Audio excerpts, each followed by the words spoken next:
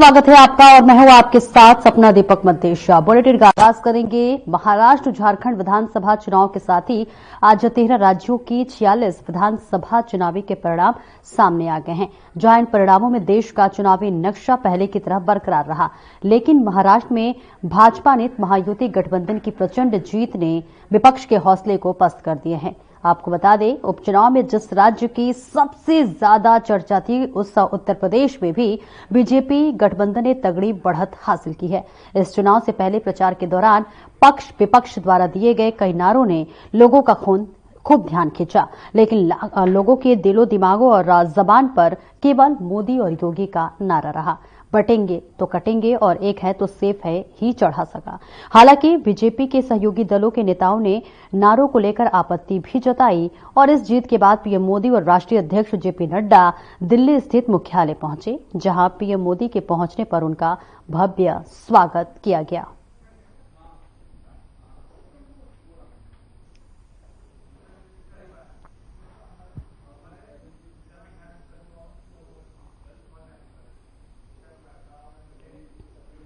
और इसी खबर पर ज्यादा जानकारी के लिए हमारे चैनल हेड बृजमोहन रघुवंशी सिंह हमारे साथ मौजूद हैं।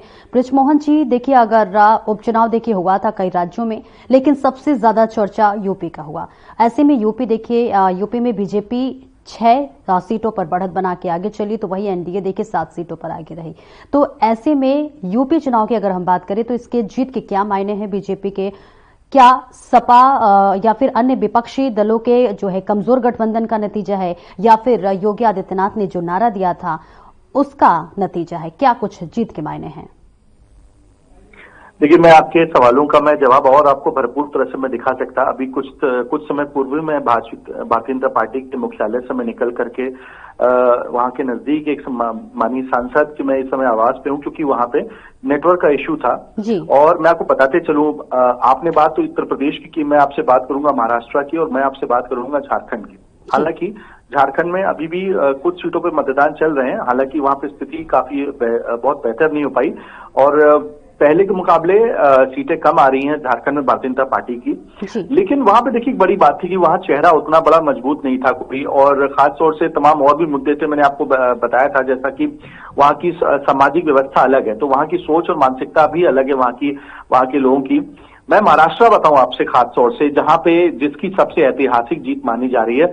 महाराष्ट्र इस देश का इकलौता ऐसा राज्य जो सबसे ज्यादा टैक्स पेयर राज्य है और जो सबसे ज्यादा धनी राज्य है, उस राज्य पर सबकी नजर रहती थी। और भारतीय जनता पार्टी ने हमेशा बहुत कमजोर रूप में अपनी शुरुआत की थी। वो उसने वहां के गठबंधन करके वहां पे सरकार में वो आए थे, शिवसेना के साथ में आए थे। उसके बाद से अभी भी वो जब सरकार में थे तो वो शिवसेना से जो धड़ा अलग हुआ था, जो ओरिजिनल शिवसेना जिसको माना गया इलेक्शन कमीशन ऑफ इंडिया की तरफ से, सुप्रीम कोर्ट की तरफ से भी, उसके अलावा जो शरद पवार के जो भतीजे थे अजीत पवार, उनके साथ जो धड़ा, उसको भी माना गया कि वो भी एक अलग वो भी ओरिजिनल एनसीपी पार्टी है। तो कहीं ना कहीं अपने घटक दलों के साथ उन्होंने अपनी स्थिति बनाई, और आज जो स्थिति, जो नंबर्स हमें दिख रहे हैं, उन नंबर्स पे ये पता लगता है कि आखिर वो मैजिक किसका है। वहां पे देवेंद्र फडणवीस वहां के एक बड़े चेहरे थे, नितिन गडकरी जी निश्चित रूप से वहां का एक बड़ा चेहरा जो राष्ट्रीय स्तर पे है, लेकिन महाराष्ट्र की राजनीति, क्योंकि वो लोकलाइट अपने चेहरों पर ज्यादा फोकस करते थे, उनको वोट बैंक देते थे। इस बार उन्होंने आदरणीय प्रधानमंत्री श्री नरेंद्र मोदी जी के ऊपर उन्होंने अपनी पूरी एक तरह से विश्वास जताया है। और एक बात, जो एक मुद्दा निकल के आया था, एक रहोगे तो सेफ रहोगे, ये मुद्दा कहीं ना कहीं निकल करके आया है, जिसने ना कि सिर्फ महाराष्ट्र और मैं कहूं उसका असर झारखंड में भी दिखा, और उत्तर प्रदेश में खासतौर से, क्योंकि यही वो उत्तर प्रदेश है आज से मात्र 3 महीने पहले जब रिजल्ट आए थे, तो बहुत ज्यादा आज से लगभग कुछ माह पूर्व जब लोकसभा के चुनाव हुए थे, तो बहुत लोगों के चेहरे बहुत खिल गए थे कि अब तो भारतीय जनता पार्टी और मोदी जी और योगी जी का चेहरा चला गया। लेकिन मैं आपको बताते चलूं, क्योंकि मैं लगातार 2019 से लेकर 24 तक जितनी भी जीत हुई है, चाहे राज्यों की, आदरणीय प्रधानमंत्री श्री नरेंद्र मोदी जी, आदरणीय गृह मंत्री श्री अमित शाह जी, और वर्तमान में जो बीजेपी के अध्यक्ष हैं जेपी नड्डा जी, जिनको एक्सटेंशन मिला हुआ एक तरह से हम कह सकते हैं, वो इस समय वर्तमान में स्वास्थ्य मंत्री भी हैं, लेकिन उनको एक्सटेंशन दिया गया। जिस रूप में जो कॉन्फिडेंस मुझे आज प्रधानमंत्री श्री नरेंद्र मोदी जी का मुझे नजर आया, मैं आपको बताऊं, क्योंकि महाराष्ट्र आप ये समझिए महाराष्ट्र वो, क्योंकि वो लोकलाइट पॉलिटिक्स वहां बहुत ज्यादा हावी थी, और वहां पे जब आदरणीय प्रधानमंत्री श्री नरेंद्र मोदी जी को चुना गया, ये वही वाली वो, मैं उनके चेहरे को आज उसी रूप से देख रहा था जब 2014 में बनारस में जब उन्होंने वहां पे जब चुनाव लड़ा, तो तमाम लोग कहते थे कि गुजराती व्यक्ति यहां क्यों आया है, और तब उन्होंने ये बात कही थी, अगर आपको याद हो, कि मुझे तो मां गंगा ने बुलाया है। मैं निश्चित रूप से कहूं कि वहां पे शायद सिद्धिविनायक ने बुलाया था, शिरडी साईं बाबा ने बुलाया था वहां पे उनको महाराष्ट्र के अंदर। क्यों? क्योंकि वहां जब वो पहुंचे, इस बार जो ये जीत है, क्योंकि महाराष्ट्र का जो वोट बैंक है, और खासतौर से देखिए वो सबसे समृद्ध राज्य है, सबसे ज्यादा टैक्स पेयर राज्य है, सबसे ज्यादा स्ट्रॉन्गेस्ट फाइनेंशियली राज्य है, और वहां से जो निकले हुए जो राजनेता है वो राष्ट्रीय पटल पे हमेशा उनकी पहचान हुई है।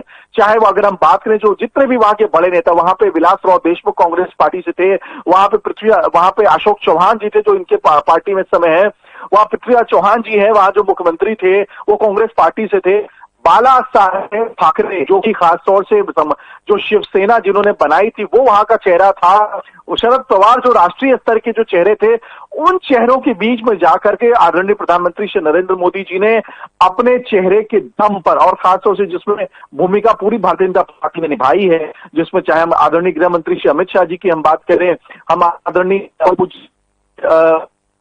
जी की हम बात करें, निश्चित रूप से वहां के जो बीजेपी के चेहरे हैं, जिसमें देवेंद्र फडणवीस समेत नितिन गडकरी समेत तमाम वो चेहरे हैं जिन्होंने अपनी भूमिका अदा की। लेकिन निश्चित रूप से मैं बताऊं, जिस प्रकार की जो जीत हुई है, वो जीत ऐतिहासिक जीत हुई है।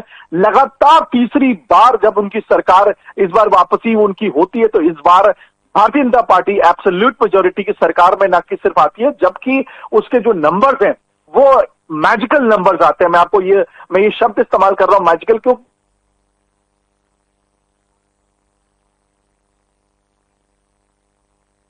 प्रचंड जीत मिली है, और ऐसे में क्या मायने हैं इसके? क्या मोदी फैक्टर माने, या फिर राज्य सरकार की नीतियां माने, या फिर विपक्ष का कमजोरी?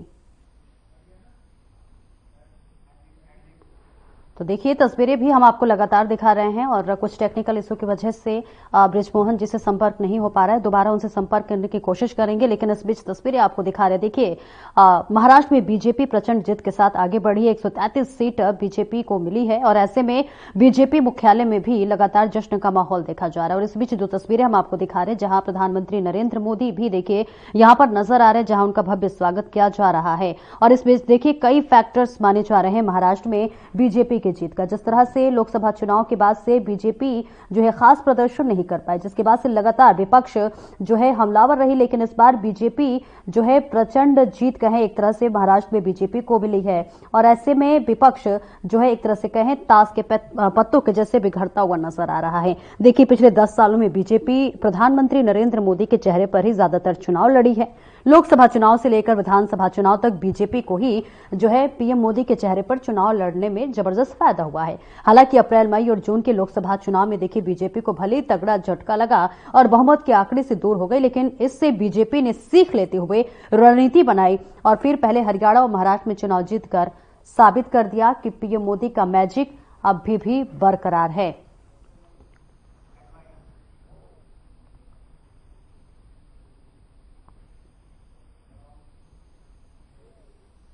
और वापस से हमारे चैनल हेड बृजमोहन जी जो है हमारे साथ जुड़ रहे हैं।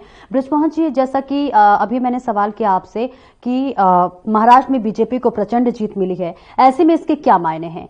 क्या मोदी फैक्टर माने, राज्य सरकार की नीतियां माने, या फिर विपक्ष की कमजोरी? बहुत अच्छी बात आपने कही सपना जी, तीनों बात आपने कही। सबसे पहले इसमें मोदी का मैजिक हम निश्चित रूप से आदरणीय प्रधानमंत्री जी का मानेंगे।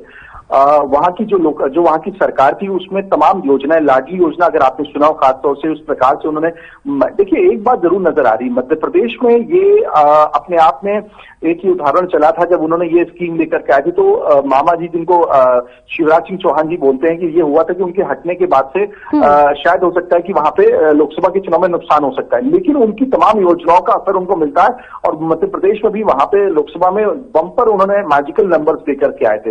निश्चित रूप से और विपक्ष की जो कमजोरी है, देखिए विपक्ष के पास, मैं उद्धव ठाकरे जी के बारे में आपको बताते चलूं, क्योंकि आपने देखा होगा कि वो अपने उनकी हेलीकॉप्टर में जब इलेक्शन कमीशन के लोग चेकिंग करते हैं तो वो वीडियो खुद बना रहे हैं। देखिए बहुत हल्की बातें वहां शुरू कर दी गई। देखिए आप इतने बड़े स्तर के नेता हैं, आप अपने पार्टी में अपने अलावा अपने बेटे को सब सारा तरजीह देते, जिसकी वजह से क्योंकि आप खुद बीमार रहते थे, और अगर आप बीमार रहते तो पार्टी में उन कंधों पर इस पार्टी की जिम्मेदारी दीजिए जो पार्टी में आपके काफी समय थे, जिनको आपके पिता बाला साहब ठाकरे साहब जिनको लेकर गए थे।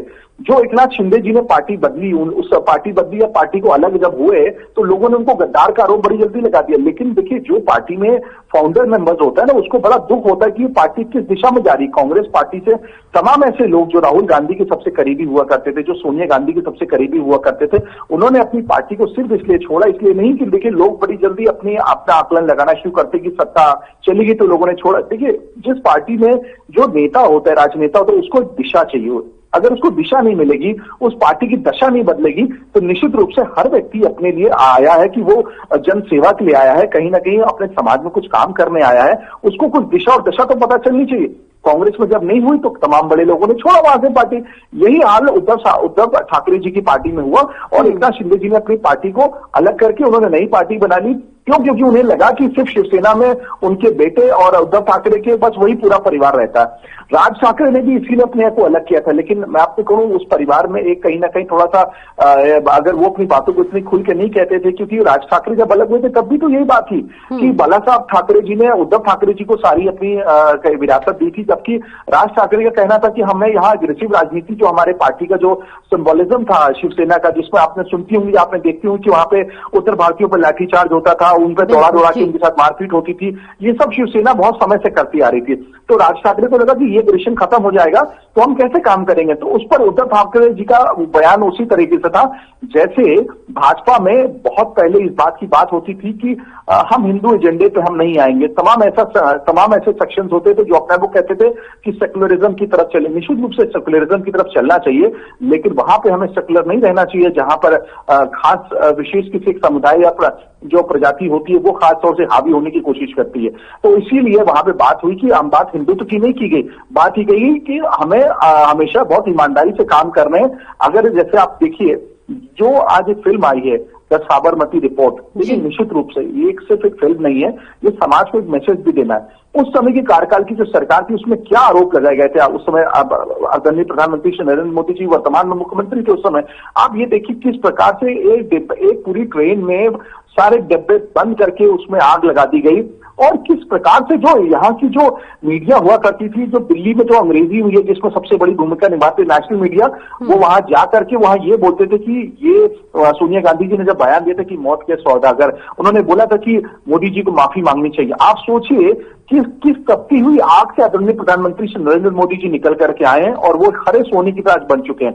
तो बहुत कुछ झेला उन्होंने। महाराष्ट्र के अंदर भी तमाम ऐसे क्षेत्रीय दलों ने उन पर बहुत सारे आरोप लगाए, लेकिन जनता जनार्दन जो होती है वो कहीं ना कहीं समझदार समय समय पर होती है। और महाराष्ट्र की मैंने जैसे बताया सोच अलग है, देखिए हर राज्य की अपनी सोच होती है।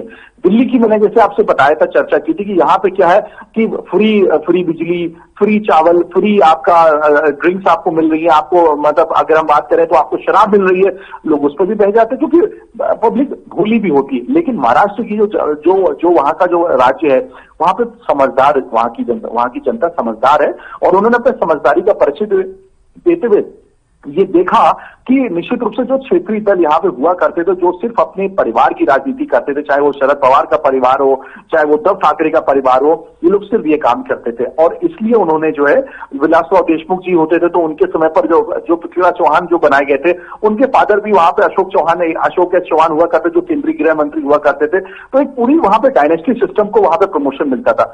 अब वो सिस्टम खत्म हो चुका है। अब भारतीय जनता पार्टी ऐसे चोरों को आगे बढ़ाती है और ये मुझे कहीं ना कहीं लगता है जनता को समझ में आ चुका है। और आदरणीय प्रधानमंत्री जी की जो नीतियां हैं, चाहे वो पूर्णतः जनता के हित में है। और आज मुझे 2014 वाला शक्ल, जो चेहरे पे जो कॉन्फिडेंस मुझे नजर आया, क्योंकि देखिए 2024 के लोकसभा चुनाव के बाद से इन्होंने कभी नहीं कहा कि हम डिस्करेज हुए हैं, आदरणीय प्रधानमंत्री जी ने, आदरणीय गृह मंत्री जी ने या परम पूजनीय आदित्य योगी आदित्यनाथ जी ने।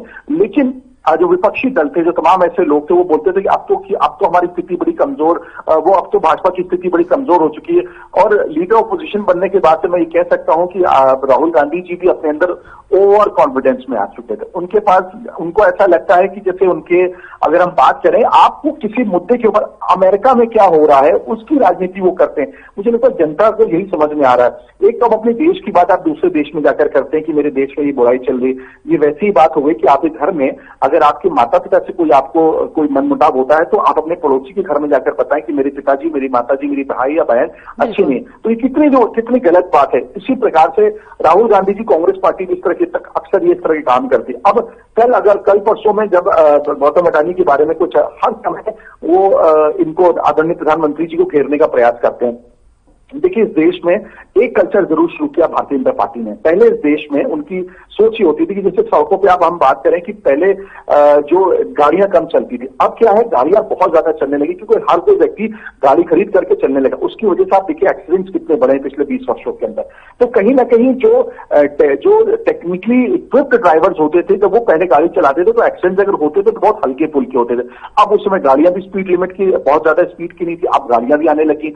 उसी प्रकार से आदरणीय प्रधानमंत्री जी की भी सोच ये है कि इस देश के तमाम वो बिजनेसमैन, वो उद्योगपति जो मूल रूप से उद्योगपति है, जो वो ऐसे नहीं कि वो अपने पॉलिटिकल पैसे से वो उद्योगपति बन गए, या ऐसे वो लोग जिनके पास किसी नेता का पैसा लगा हो, किसी अधिकारी का पैसा हो और वो बिजनेस जब करता तो उसके अंदर वो समझ नहीं होती है। इसलिए इस देश में उन्होंने तमाम ऐसे हर तरह के बिजनेसमैन को उन्होंने आगे बढ़ाया। आप ये सोचिए, डिजिटल इंडिया क्या था, उन्होंने आज के समय में आप देखिए, मैं अभी सुबह जब मैं निकला खासकर मैं जब ये अपने पार्टी ऑफिस यहाँ पे जाने के लिए, भारतीय जनता पार्टी ऑफिस के लिए, मैंने देखा मूंगफली की एक दुकान थी, नीचे उसने मूंगफली फैला के रखा था, वहां पे पेटीएम का उसने अपने पास वो रखा था, इक्विपमेंट रखा था।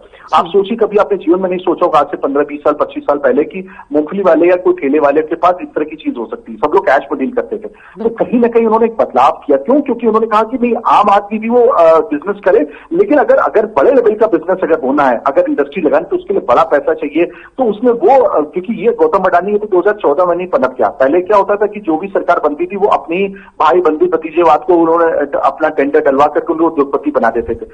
ये वो उद्योगपति जो आज नहीं 50-50 वर्षों से यहाँ पे, अंबानी यहाँ पे, आप समझिए समय से वो लोग उद्योगपति हैं। अगर वो कोई काम मिलता है उन्हें अपने मेरिट पे, उसमें मोदी जी का क्या रोल है? और आप देखिए, आज की आपने खबर पढ़ी होगी न्यूज पेपर्स में सुबह सुबह, जिसमें आपने पब्लिकेशंस में, अखबारों में ये खबर आई, ना कि किसी टीवी चैनल पे, कनाडा में 3 लोगों के ऊपर आरोप लगाया गया था, जिसमें आपको आदरणीय प्रधानमंत्री जी को नोटिस भेजा था कनाडा की। अगर आपको याद अगर हो, कुछ दिन पहले उनको नोटिस भेजा गया था कि जो वहां पे टेररिस्ट जिसको मारा गया था, जो वहां का खालिस्तानी सपोर्टर था, उस पर जो नाम आए थे उसमें आदरणीय प्रधानमंत्री नरेंद्र मोदी जी का नाम आया था, NSA अजीत डोभाल जी का नाम आया था, और यहाँ पे IB रॉ के भी अधिकारियों के नाम आए थे। आज उन सभी लोगों को क्लीनचिट दे दी गई। तो कैसे कल को अमेरिका ने अगर मान लीजिए जांच किया, क्योंकि आप ये जानती हैं कि अभी अमेरिका में 2 महीने के बाद से ट्रंप की सरकार बनेगी, क्योंकि वो जीत चुके हैं चुनाव पे। तो जाते जाते जो बहुत सारे ऐसे निर्णय जो बाइडेन जी की तरफ से लिए जा रहे हैं, जैसे उन्होंने यूक्रेन को कह दिया कि वॉर करना चाहिए। अब अगर एक कहीं समझौता निकल सकता है कि यूक्रेन और रशिया का वॉर खत्म हो, तो उन्होंने उस पर जो आपको मैं ये बताते चलूं कि जो मिसाइल दागी गई हैं यूक्रेन की तरफ से रशिया के ऊपर, वो मिसाइल यूनाइटेड किंगडम द्वारा दी गई है, यानी इंग्लैंड की तरफ से, और यूएस की तरफ से दी गई मिसाइल है। तो आप सोचिए, कहीं ना कहीं ये तीसरे वॉर की तरफ की शुरुआत ऐसे हो रही है जैसे तीसरे वर्ल्ड वॉर की तरफ की शुरुआत हो रही है। और ऐसे मौके पर हमारा जो एक ऐसा चेहरा आदरणीय प्रधानमंत्री श्री नरेंद्र मोदी जी का, वो ग्लोबल और इंटरनेशनल चेहरा बनने जा रहा है। आप अभी हाल ही में वो अल्जीरिया, गुहाना और उसके अलावा वो लगभग 2-3 G20 में वो हो गया है ब्राजील में, ऐसे देशों में है जो कि जिसमें से 2 देश जो थे वो आपके इस्लामिक समुदाय के लोगों का वो देश है बेसिकली। वहां भी वो होके आ रहा है, उनको वहां पे सबसे बड़ा सम्मान दिया जा रहा है। आप समझिए कि आदरणीय प्रधानमंत्री जी को इस देश में बोला जाए कि वो मुस्लिम विरोधी हैं, लेकिन अन्य देशों में वहीं पर ऐसे देशों से उनको बुलाया जा रहा है, उनको सम्मान दिया जा रहा है जो खासतौर से जिनको अल्पसंख्यक यहाँ बोलते हैं और जो कहा जाता है कि वो विरोधी है। जो आदरणीय प्रधानमंत्री जी देश हित में काम करते हैं, 1.5 अरब की जनसंख्या में उनको पता है कि 30 करोड़ या 20 करोड़ की जो जनसंख्या अगर उसमें जो एक मुस्लिम समुदाय की, विशेष समुदाय की है, तो मैं 20 करोड़ को छोड़ करके बाकी मैं 130 करोड़ का मैं अगर कल्याण करूंगा तो 20 करोड़ तो क्या उनको कितनी असुविधा होगी जो है। लेकिन वो पूरी बात हमेशा सबकी करते हैं। हाँ, ये बात जरूर है, जब 120 और 130 की संख्या किसी विशेष एक समुदाय की है जिसको हिंदू समुदाय बोलते हैं, अगर आप उस तरह से पहनावा रखते हैं, अपने आप में टीका लगाते हैं या पूजा पाठ करते हैं, तो ये माना जाता है कि आप उन्हीं के ही प्रधानमंत्री हैं। नहीं, आप देश के प्रधानमंत्री, और आज विश्व आपको अपना कहीं ना कहीं गुरु मानने लगा है, आपको अपना जो है कैप्टन मानने लगा है। तो इस देश के भी लोगों को धीरे धीरे समझ में आ रहा है, और मुझे लगता है आने वाला जो समय है वो पूरी तरीके से मोदी मैं 2014 से बन चुका था, वो आगे भी बनेगा। और इसमें अब कोई, मुझे लगता है कोई गुंजाइश नहीं है। लोग आने वाले समय पे क्षेत्रीय दलों को पूरी तरीके से दरकिनार करेंगे। उत्तर प्रदेश के अंदर एक अब नई शुरुआत हो चुकी है। सपना जी, मैं आपको बताते चलूं, जो सपने देख रहे थे, क्योंकि जैसे 37 सीटें उनकी निकल के आ गई, विपक्ष को तो उन्हें लगा कि बस 37 के हिसाब से आज हमारी सरकार बन चुकी है, तो वो तमाम इस तरह के बयान देने लगे सब जा करके कि अब बस हमारी सरकार 2027 में आने वाली है। देखिए, बहुत समय होता है, आपने भी ऐसा देखा है कि आज जो है आपका शुक्रवार के दिन अगर आपकी बहुत अच्छी अगर आपका दिन है, तो जरूरी नहीं कि शनिवार के दिन हो। और यहाँ तो भी 3 वर्ष होते हैं। ये सरकार दिन रात काम कर रही है, और मुझे लगता है कि अगर खुली आंखों से और अपने कानों से अगर सच में जनता सुनेगी और देखेगी, तो सरकार का जो काम है वो निश्चित रूप से देश हित में हो रहा है। हम पत्रकार के रूप में हमारा ये कतई ये दायित्व नहीं बनता है कि हम सिर्फ और सिर्फ प्रश्न चिन्ह लगाएं सरकार पे। ये पत्रकारिता नहीं है। मुझे लगता है ये नई पत्रकारिता, जिसको दूसरे लोग इसको अलग संज्ञा देते हैं, मैं वो नाम भी नहीं लेना चाहता हूं, लेकिन अगर काम सही हो रहा है तो हमें जनता तक वो बात को पहुंचाना है सपना जी, कि इस देश में क्या अच्छे काम हो रहे हैं। हाँ, निश्चित रूप से कोई ऐसा काम अगर खराब होगा तो हम वो भी दिखाएंगे और बताएंगे, और हम बताते रहते हैं। लेकिन आज जो ये बड़ी जीत हुई है वो अपने आप में एक ऐतिहासिक जीत हुई है महाराष्ट्र में, और ये बताता है कि 2024 में जो चुनाव लोकसभा के हुए थे, उसके बाद से जिस प्रकार से तमाम राज्यों में विजय पताका फहरा रही है भारतीय जनता पार्टी, ये लगता है आने वाला समय, मुझे लगता है ये जीत का जो अगले साल भी कई राज्यों में चुनाव होने जा रहा है, मुझे नहीं लगता कि ये जो जीत की जो पूरी श्रेणी है ये कहीं रुकेगी। और मुझे लगता है ये जो जीत का घोड़ा है ये अभी और भी कहीं ना कहीं राज्यों को प्राप्त करेगा, और तब जाकर कहीं टिकेगा। और मुझे लगता है कहीं टिकेगा भी नहीं, ये चलता रहेगा, क्योंकि इस देश की प्रगति के लिए मुझे लगता है कि ऐसे ही व्यक्तित्व और ऐसी सरकार की जरूरत थी।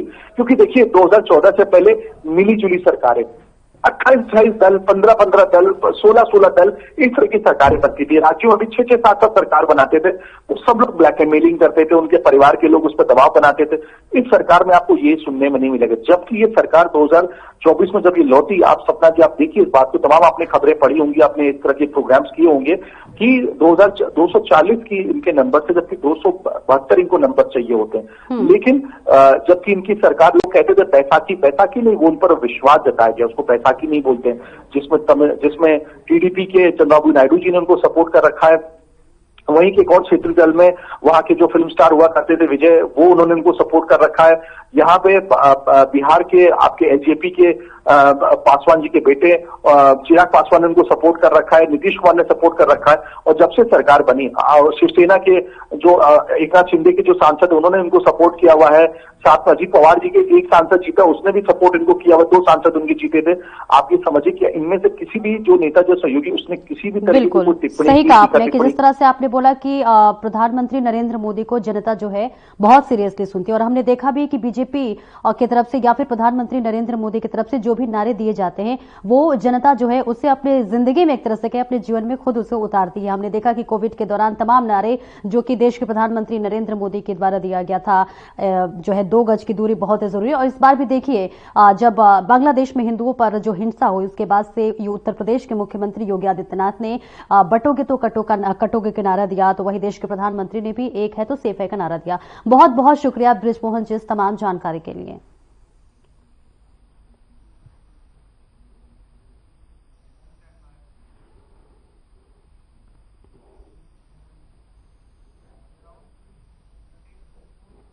और आगे बढ़ेंगे, जहां केंद्रीय गृह मंत्री अमित शाह ने नई दिल्ली में राष्ट्रीय सहकारी विकास निगम की 11वीं आम परिषद की बैठक को संबोधित किया। इसमें संबोधन के दौरान मंत्री ने कहा कि देश के प्रधानमंत्री की देखिए तमाम बातों का उन्होंने जिक्र किया। उन्होंने कहा कि सरकार सहकारिता आंदोलन के माध्यम से देश के नागरिकों के जीवन में बदलाव लाने के लिए प्रतिबद्ध है, और इसी के साथ साथ सहकारिता के माध्यम से देश को आत्मनिर्भर बनाने का काम कर रही है, और इस दिशा में एनसीडीसी की अहम भूमिका है।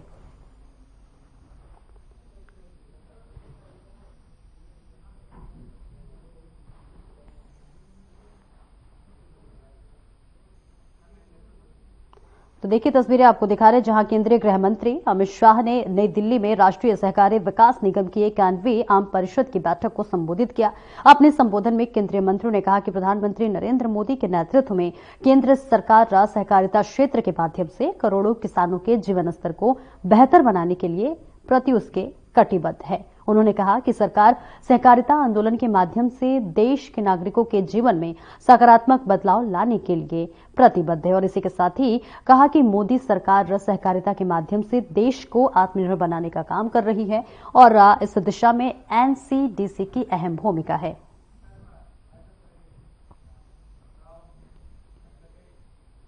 और फिलहाल इस बुलेटिन में इतना ही। दीजिए इजाजत। नमस्कार।